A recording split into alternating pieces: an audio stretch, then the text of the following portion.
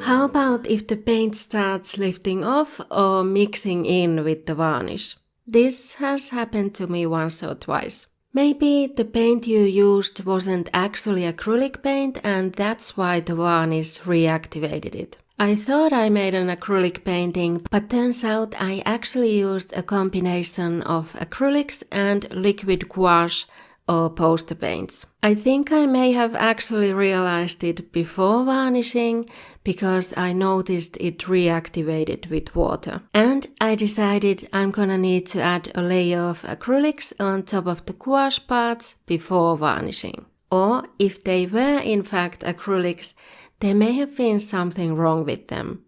I once used old acrylic paints that had started separating into the color pigment and a transparent liquid, and they reactivated with the varnish and started lifting off. It wasn't a problem painting with them, the problem started only once I was varnishing them, so I retired those paints from normal use after that. They still work for practicing as long as the painting isn't varnished. Luckily, the parts of the painting that were lifting off were so small I could fix them and re-varnish those areas and it wasn't too noticeable. Or the third option is that maybe the painting just wasn't dry enough when you started varnishing. Although I feel like that's unlikely with acrylic paints because they dry so fast, unless you use some kind of a slow drying medium. But they do recommend waiting at least 24 hours or 72 hours before varnishing, depending on the varnish.